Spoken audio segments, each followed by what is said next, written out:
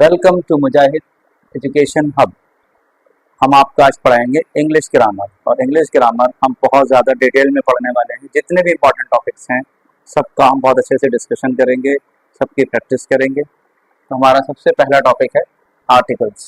English में दो type के आर्टिकल्स होते हैं, इंडेफिनिट आर्टिकल और डेफिनिट आर्टिकल। इंडेफिनिट आर्टिकल में आते हैं ए और एन, और डेफिनिट आर्टिकल होता है द। आ का मतलब भी एक है और एन का मतलब भी एक है। आ आता है जहां पर हमारा कॉन्सोनेंट का साउंड होगा वहां पर आएगा आ, और जहां पर वाउल का साउंड होगा वहां पर आएगा एन। इंग्लिश में 5 वाउल होते हैं, ए, ई, आई, ओ, यू। और एक नोट, इंपॉर्टेंट बात याद रखिएगा, वॉवेल नहीं होता है। लोग जनरली गलत प्रोनाउंस करते हैं, वॉवेल नहीं है, असल शब्द है वाउल। इंग्लिश में 5 वाउल होते हैं, ए, ई, आई, ओ, यू, और बाकी सब कंसोनेंट्स कहलाते हैं। अब देखिए क्या फर्क है दोनों आर्टिकल में।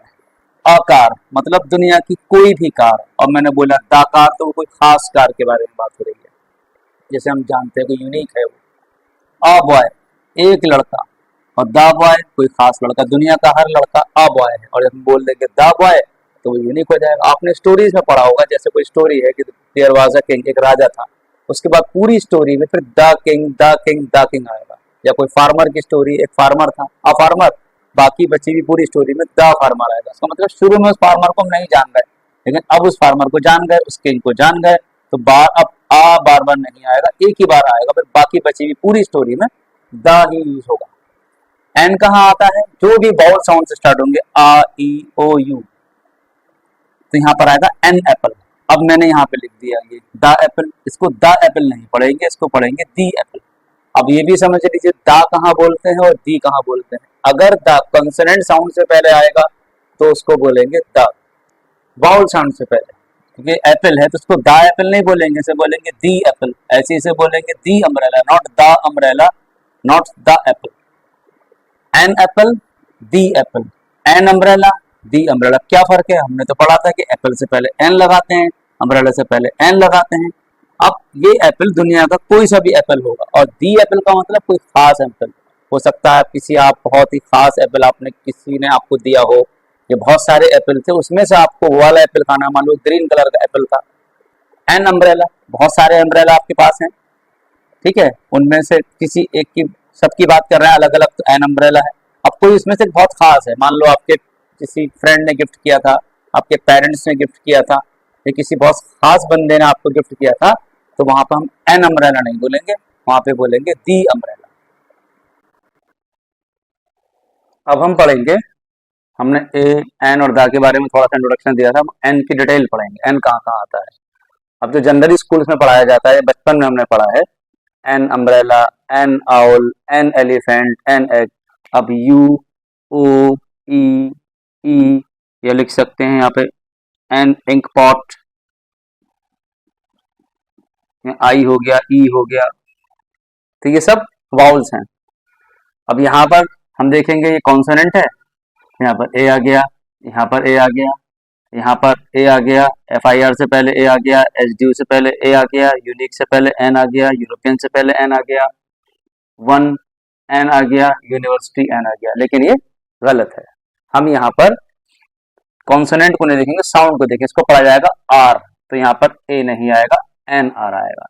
ऐसे ही इसे हॉनेस्ट नहीं पढ़ेंगे, ऐसे पढ़ेंगे ऑनेस्ट। तो साउंड किसकी आ रही है? वाउल की, ओ की, तो यहाँ पर भी एन आएगा। अब एम एल ए, अब यहाँ पर देखिए, आप कहेंगे कि यहाँ पर ये गलत क्यों है, तो यहाँ पर ए एम एल ए नहीं आएगा, यहाँ पर आएगा एन।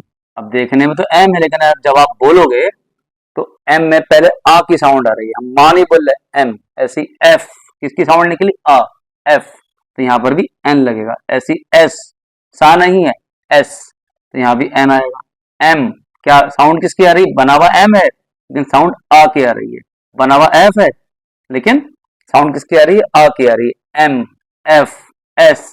अब यहाँ पर सही हो गया। अब है यहाँ पर यूनिक। अब आप बोलोगे कि ये तो वाउल लिखा हुआ है, लेकिन जब बोलेंगे तो यू की आवाज आ रही है।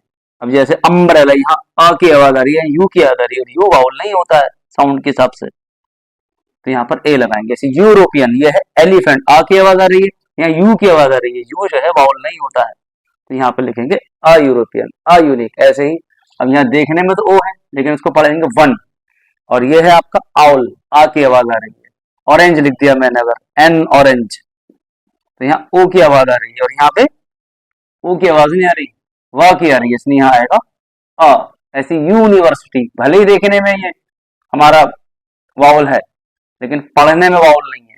इसकी साउंड कैसे आएगी, कॉन्सोनेंट की आएगी। जैसे यूनिवर्सिटी बोलेंगे a university, not an university. तो हमेशा याद रखिए, ये एन जो लगता है ये वावल से नहीं लगेगा, वावल की साउंड के हिसाब से लगेगा, वावल जो लिखा हुआ होगा उसके हिसाब से नहीं लगेगा। अब जैसे यहाँ अम्ब्रेला है, तो यहाँ पे आवाज आ ई ओ यू की आवाज अगर आ रही है, साउंड अगर आ रही है, उसके हिसाब से लगेगा, इसके हिसाब से नहीं लिखेगा जो कॉन्सोनेंट लिखे हुए हैं। जैसे ये एच है लेकिन पढ़ा जा रहा है आर, ये एच है पढ़ा जा रहा है ओ, ये एम है लेकिन पढ़ा जा रहा है अ की साउंड में, ये एफ है पढ़ा जा रहा है आ की साउंड में, ये है एस पढ़ा जा रहा है आ की साउंड में। ये यूनिक है, भले यू है, लेकिन ये किस की साउंड में पढ़ा जा रहा है, यू की साउंड में। और यू जो होता है वो आपका वाउल नहीं होता। ई, ई को कैसे पढ़ रहे हैं, यूरोपियन, यू की आवाज में पढ़ रहे हैं, ई की आवाज में नहीं पढ़ रहे हैं। ऐसी वन, ये अन नहीं पढ़ रहे हैं इसको, ऐसी यूनिवर्सिटी, यूनिवर्सिटी नहीं पढ़ रहे हैं, यूनिवर्सिटी पढ़ रहे हैं। इसलिए यहाँ पर आपको साउंड देखना है, अल्फाबेट नहीं देखना है।